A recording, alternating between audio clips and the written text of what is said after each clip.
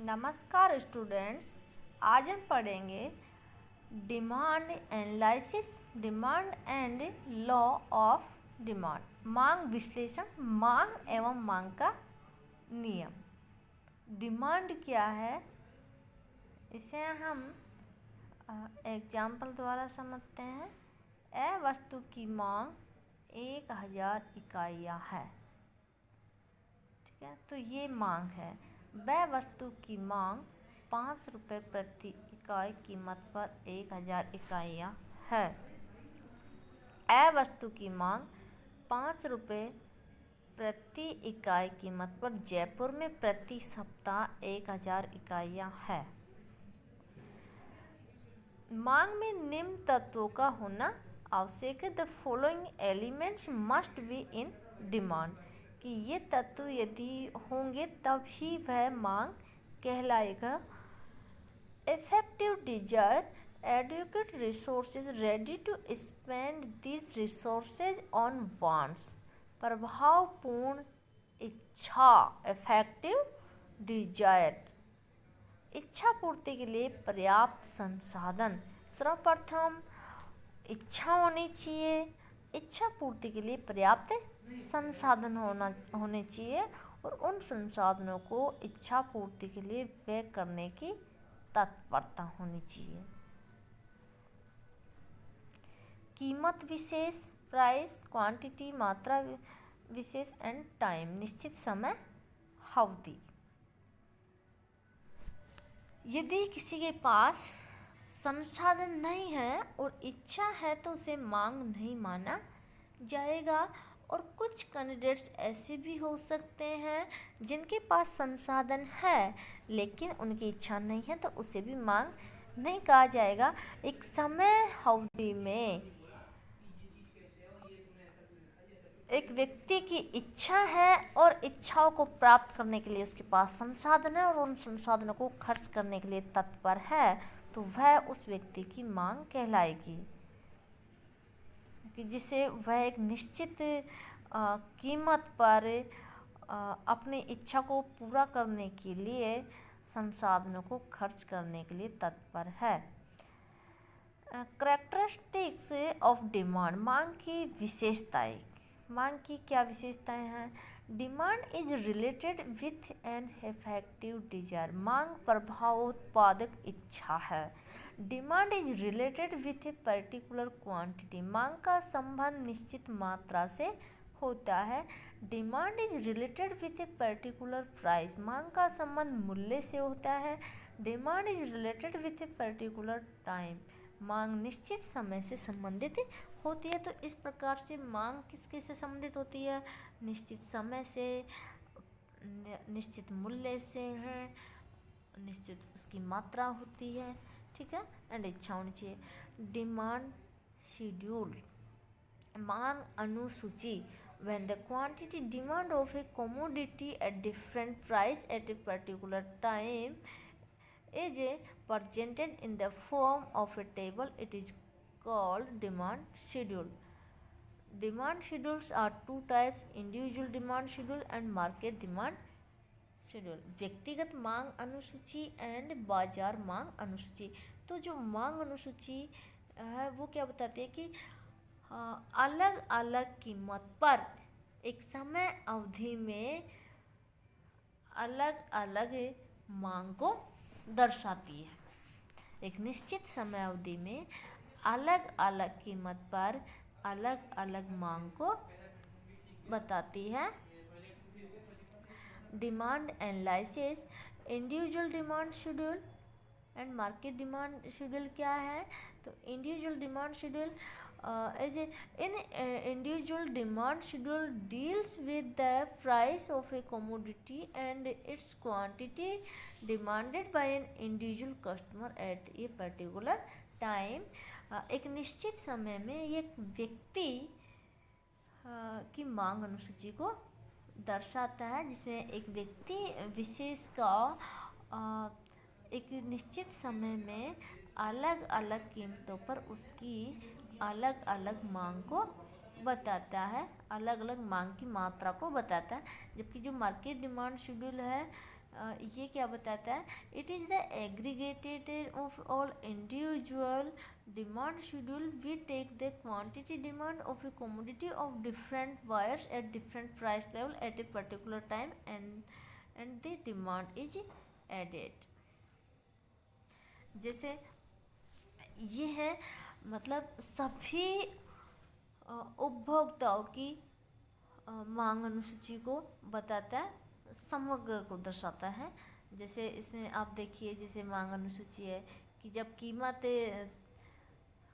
नीचे देख लीजिए मार्केट डिमांड शेड्यूल, जैसे ऊपर इंडिविजुअल डिमांड शेड्यूल है, जैसे कि 3 प्राइस पर मांग मात्रा 30 है, 4 हुई तो 20 है और 5 हुई तो 10 है।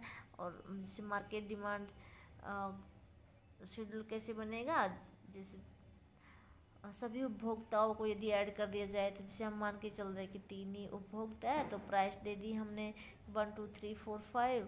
और डिमांड फॉर एप्पल्स की देखिए तो राम की डिमांड है वो अलग अलग है। तो एक तरीके से जैसे कि 1 रुपये कीमत पर राम की जो डिमांड है एप्पल की वो 50 है, फिर 2 रुपये में 40 होती है। जैसे जैसे कीमत बढ़ रही है, मांग मात्रा क्या हो रही है? घट रही है। मोहन की भी मांग मात्रा घट रही है प्राइस बढ़ने के साथ में, एंड श्याम की भी घट रही है। तो यदि इन सबको प्राइस के साथ यदि राम की डिमांड को, मोहन की को, श्याम को अलग अलग लिया जाए तो ये व्यक्तिगत मांग अनुसूची कहलाएगा। लेकिन तीनों को कमेंट कर दिया गया, तीनों की डिमांड को जोड़ दिया गया यहाँ पे टोटल डिमांड को, तो इससे हम कहेंगे मार्केट डिमांड शेड्यूल। मांग की तालिका या मांग सारणी किसी वस्तु विशेष की किसी समय अवधि में विभिन्न मूल्यों पर मांगी जाने वाली मात्राओं को एक तालिका के रूप में प्रकट करने को मांग की तालिका कहते हैं। मांग तालिका 2 प्रकार की होती है, व्यक्तिगत मांग तालिका एवं बाजार मांग तालिका। व्यक्तिगत मांग तालिका एक निश्चित समय पर एक व्यक्ति विभिन्न मूल्यों पर वस्तु विशेष की कितनी मात्रा मांगता है, इसकी जानकारी व्यक्तिगत मांग तालिका से प्राप्त होती है। एंड बाजार मांग तालिका किसी वस्तु विशेष के बाजार के समस्त क्रेताओं की व्यक्तिगत मांग तालिकाओं का योग ही बाजार मांग तालिका कहलाता है। इसे भी आप समझ सकते हैं, जैसे ABCD संतरों का प्रति दर्जन मूल्य दिया हुआ है। जैसे जैसे प्राइस घट रही है, संतरों की जो मांग है वो XYZ की प्राइस घटने के साथ में बढ़ रही है। बाजार में तीनों उपभोक्ताओं की कुल मांग कितनी हुई, तो हमने तीनों का जोड़ कर दिया, तो जैसे 15 18 21 24 27, तो ये बाजार मांग अनुसूची हो जाएगी। डायग्राम देखिए, डिमांड कर्व क्या होता है, मांग वक्र क्या होता है। किसी वस्तु की मांग तालिका को रेखा चित्र पर प्रदर्शित किया जाता है तो इससे मांग रेखा का निर्माण होता है। मांग रेखा वस्तु के मूल्यों तथा उसकी मांगी जाने वाली मात्राओं के मध्य संबंध को व्यक्त करती है। इसे यहाँ पे दर्शाया गया। डिमांड कर्व क्या दर्शाएगा, when the demand for a commodity at different prices is depicted in the graphical form, we will get a line or curve which is called demand curve। देखिए इसमें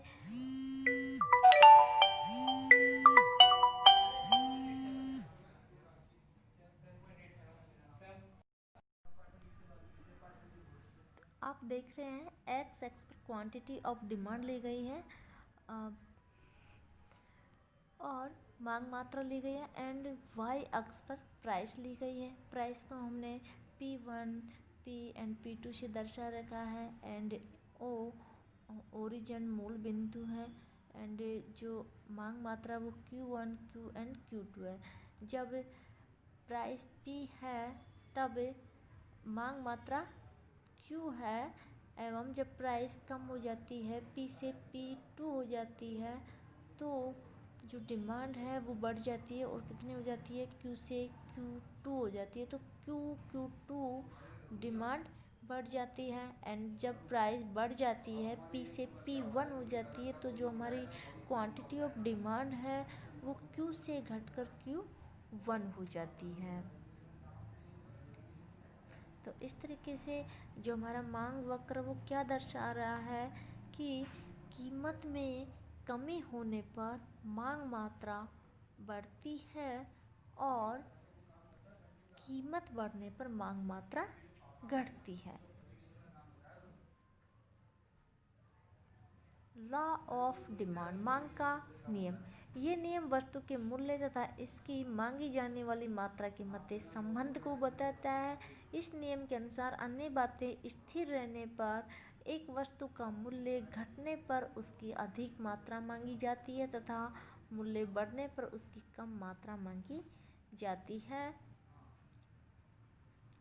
ये डायग्राम देख लीजिए, ये भी मांग के नियम बता रहा है।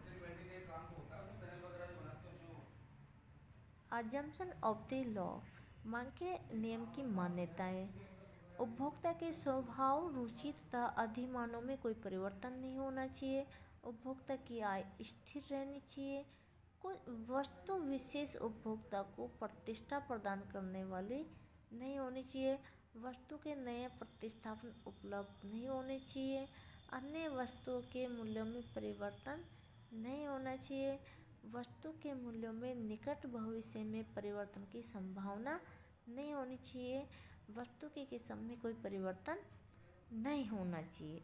तो ये मांग के नियम की मान्यताएं हैं कि उपभोक्ता की रुचि में किसी प्रकार का परिवर्तन नहीं हो रहा है, वरना तो हमारा मांग का नियम लागू नहीं होगा। उपभोक्ता की जो आय है वो स्थिर रहनी चाहिए। यदि आय बढ़ जाती है तो उपभोक्ता की मांग कीमत में कमी नहीं होने पर भी बढ़ सकती है। वस्तु विशेष उपभोक्ता को प्रतिष्ठा प्रदान करने वाली नहीं होनी चाहिए, वरना तो वो इसी वजह से भी वस्तु की ज़्यादा मात्रा खरीद सकता है। और अन्य वस्तु के मूल्य में कोई परिवर्तन नहीं होना चाहिए।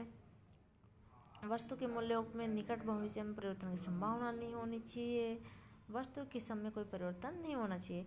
मांग के नियम की प्रमुख विशेषताएं देखिए। जो मांग का नियम है वो इसमें लिखा हुआ है विपरीत संबंध, इनवर्स रिलेशन, किसमें मूल्य एक स्वतंत्र चर तथा मांग निर्भर चर है। तो दोनों में कैसा संबंध होता है? विपरीत संबंध होता है। अन्य बातें स्थिर रहती है। ये गुणात्मक कथन है, निश्चित समय बिंदु से संबंधित है। मांग के नियम लागू होने के कारण क्या है? क्यों मांग का नियम लागू होता है? सीमांत उपयोगिता ह्रास नियम, ठीक है। Operation of the law of diminishing marginal utility and income effect, आय प्रभाव एंड सब्स्टिट्यूशन इफेक्ट, प्रतिस्थापन प्रभाव and multiple usages of the commodity, वस्तु के अनेक उपयोग एंड नंबर ऑफ बायर्स, क्रेताओं की संख्या। ये वजह है, इनकी वजह से मांग का नियम लागू होता है। जैसे हमने पढ़ा कि सीमांत उपयोगिता ह्रास नियम, जैसे जैसे किसी वस्तु का अधिक उपयोग किया जाता है उसकी सीमांत उपयोगिता क्या होती है? घटती है। और घटते हुए सीमांत उपयोगिता नियम के कारण मांग का नियम लागू होता है। इनकम इफेक्ट, आय प्रभाव, क्योंकि जब किसी वस्तु की कीमत में कमी होती है तो उपभोक्ता की आय बढ़ जाती है, तो इस वजह से वह वस्तु की अधिक डिमांड करता है। और इसका उल्टा भी सत्य है।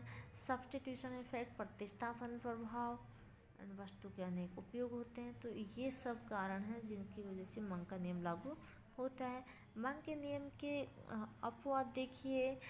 कुछ मांग के नियम के अपवाद है जिसमें है गिफिन वस्तु। गिफिन वस्तुओं पर मांग का नियम लागू नहीं होता है। इनकी कीमत में कमी होने पर मांग मात्रा में भी कमी होती है, जिसे डायग्राम के द्वारा भी दर्शाया गया है। तो यहाँ पे क्योंकि जो मांग का नियम है वो उसका जो मांग वक्र उसका ढाल ऋणात्मक होता है, लेकिन ये पॉजिटिव हो रहा है, तो यहाँ पे हमारा मांग का नियम लागू नहीं हो रहा है।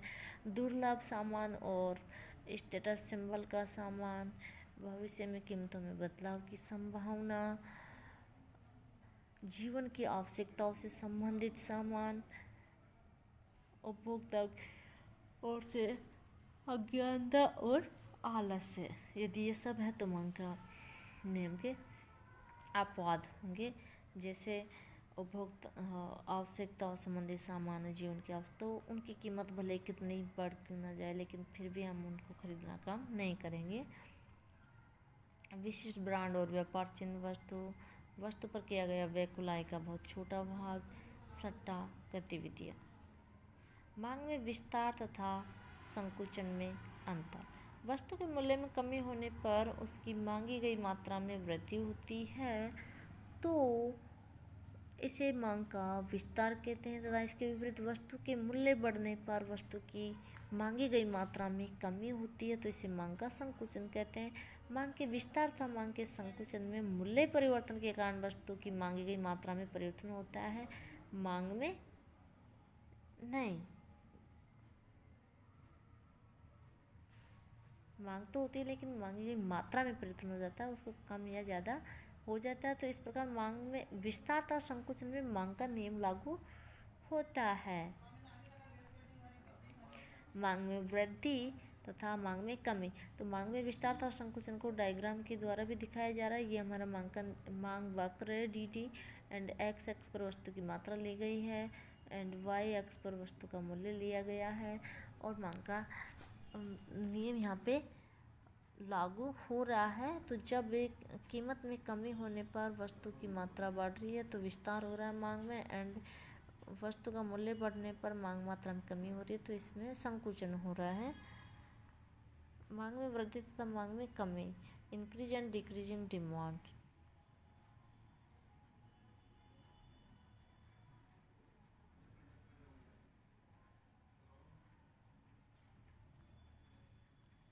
वस्तु के मूल्य में कमी होने पर मांग में वृद्धि तथा मांग में कमी। जब किसी वस्तु के मूल्य स्थिर रहने पर अन्य तत्वों में परिवर्तन के कारण वस्तु की मांग में परिवर्तन होते हैं तब उन्हें मांग में वृद्धि तथा मांग में कमी के नाम से पुकारा जाता है। इसमें मांग का नियम लागू नहीं होता है।